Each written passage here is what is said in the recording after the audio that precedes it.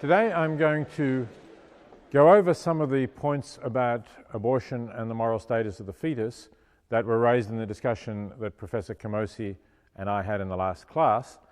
And then after I've done that, I want to move on to look at some important moral distinctions that have been drawn as a way of making the sanctity of life ethic something that is not so much at odds with what we think of as sensible decisions in terms of making life and death decisions in medical ethics, and to consider whether in fact those distinctions really can be drawn in a way that is consistent with what is claimed in the traditional sanctity of life ethic.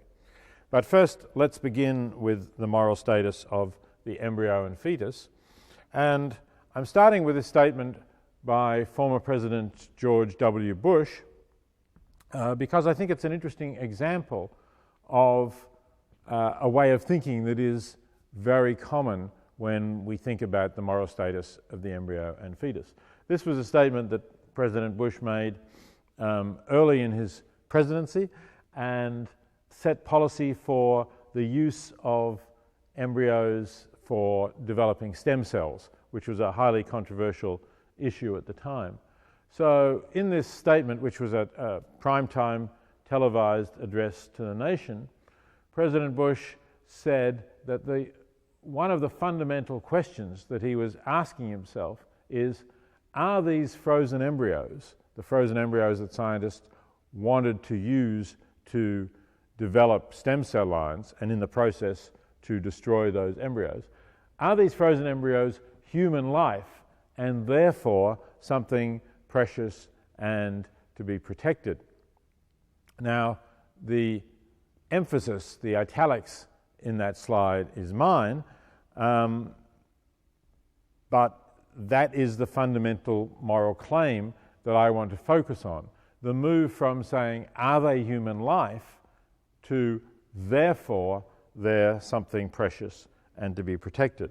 And the question is that a justifiable move? Is it a reasonable assumption to make that if they are human life, then they are something precious and to be protected? So these are questions that we can ask about this issue. Could these embryos indeed be human life, but not, therefore, something precious and to be protected? And then we might ask, well, what characteristics does life have to have in order to be precious and protected? And thirdly, we can ask, what relevance does the potential that the embryo has? That was obviously something that came up in the discussion between me and Professor Camosi, and we need to follow it up a little now. So here's a common argument that embodies these ideas that President George W. Bush shared. Firstly, the claim that the embryo or fetus is an innocent human being. Secondly, that it's always wrong to kill an innocent human being. And thirdly, that therefore, the conclusion, it's always wrong to kill an embryo or fetus. So opponents of abortion or advocates of protecting the embryo and fetus think that with this argument, they are arguing from a true factual premise that the embryo or fetus is an innocent human being, a moral claim that everybody accepts, that it's always wrong to kill an innocent human being, and then to a sound conclusion. And indeed, if we accept the premises, then the conclusion does appear to follow. But the challenges to this argument have mostly been focused on the first premise. They've mostly been focused on denying that the embryo or fetus actually is human life. Not that it's innocent, because of course if it is a human life, it obviously is innocent. It's never had the chance to be anything but innocent. But the challengers have said, well, it's not really a human life. And they've accepted this second premise. Now, I think that the first premise is a difficult premise to challenge if it's understood simply in a biological sense. So let's look at what I mean by understanding it in a biological sense, make it more specific. So human beings, that's sometimes a term that can be used in various ways, but if we make it biologically specific, then we can say a human being is a member of the species Homo sapien. And therefore we transform the first premise of that argument into this. Now, if that's the premise that we transform it in, then it seems to me that that is really undeniably true. That is, the embryo or fetus is alive, it develops, it grows, you can't deny that it's a form of life, and if what we're talking about is the embryo or fetus that is the result of conception by two human beings, then what else could it be but the life of a member of the species Homo sapien? There's no other species that it could possibly be, so that premise seems to be stated like this, undeniably true. But then, of course, we have to make the same adjustment to the second premise. We have to also give that this specific biological meaning, the claim that it's always wrong to kill an innocent member of the species Homo sapiens. And it's only if we keep those premises together, of course, that we have the conclusion following. But now, I'd suggest this second premise is not so obvious. Why should just belonging to a certain species give you a right to life? There seems something strange about that idea, that mere species membership is enough to give you a right to life. For one thing, we could imagine beings of other species that have a right to life. We can imagine aliens that have a right to life. And we could ask questions about whether species membership is enough to give you a right to life. And we'll be talking soon about some cases where that might be questioned. So I think if we amend the argument in this way, we can certainly doubt the second premise, not the first, that it's not obvious that just because a being is a member of the species Homo sapien, that alone is sufficient to make it wrong to kill it. So that's the premise then that I would suggest we ought to challenge. So we could, however, have a different way of amending this argument.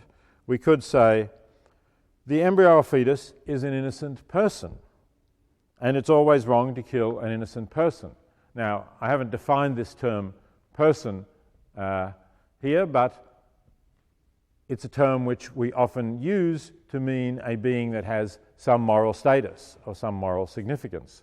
A person is somebody, comes from originally from the Latin, somebody who plays a role, so somebody who has some kind of status in society. So if this is the way we look at the argument, then the second premise does seem strong, that we can say a person has a certain moral status that makes it always wrong to kill them. And then it might seem that the conclusion would follow. But now it's this first premise that we are regarding as questionable. Can we say that the embryo or fetus is a person? That is to imply that the being has a certain moral status. So the question that when you become a person is something that we really need to discuss here. That is, it seems that it's possible that you only become a person at some later stage. This is something that then becomes debatable.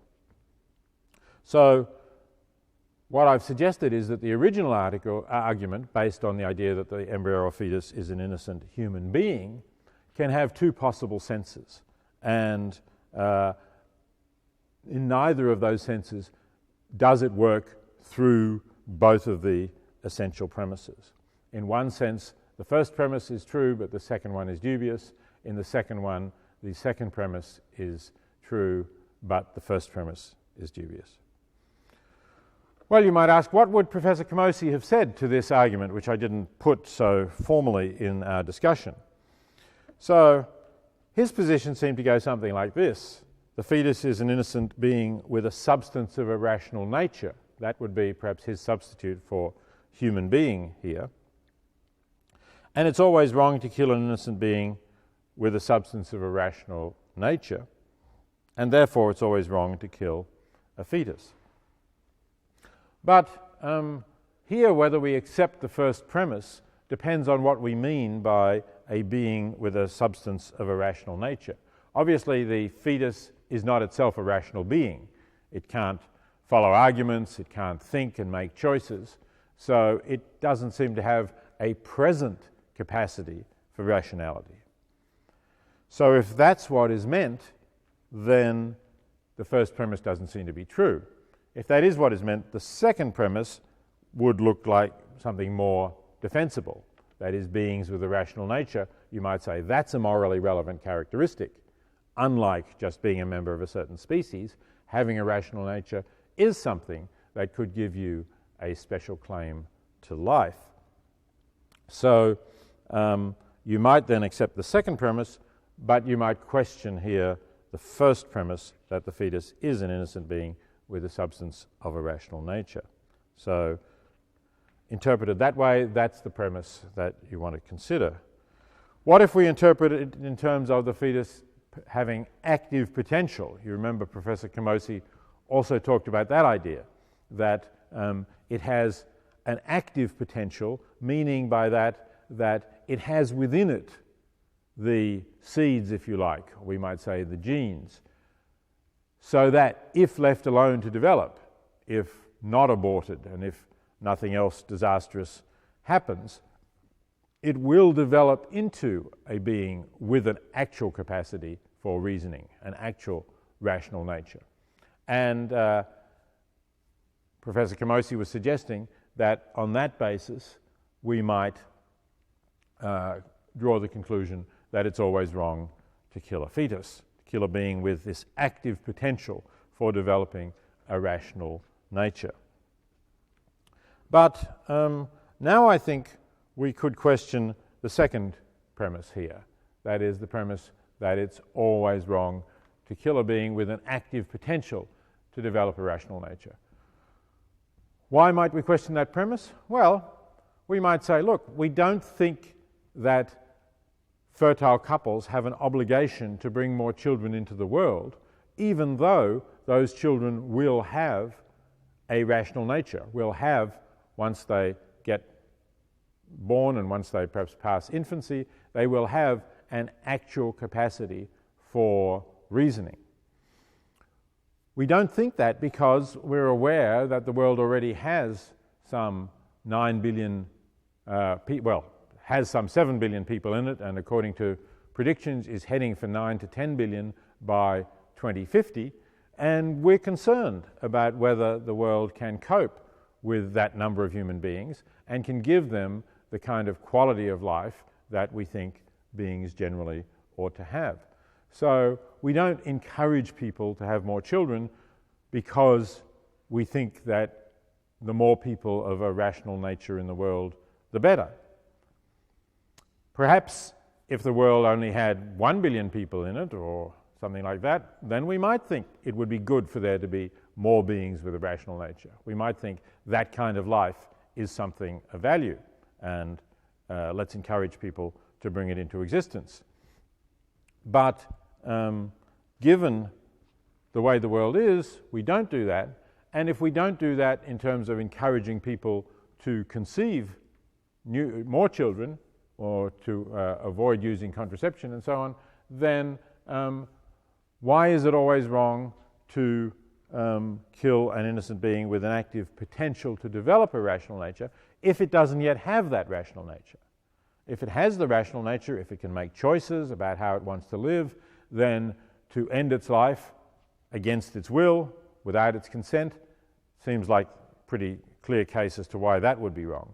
But if it merely has this potential, if it's merely like in that slide I showed a few back with the quotation from President Bush, if it's merely a cluster of cells with no consciousness or awareness at all, then why is it wrong to end that life and not bring that kind of being into existence. I think that that's a question that this premise is not self-evidently true, and I'm not sure that it can be defended.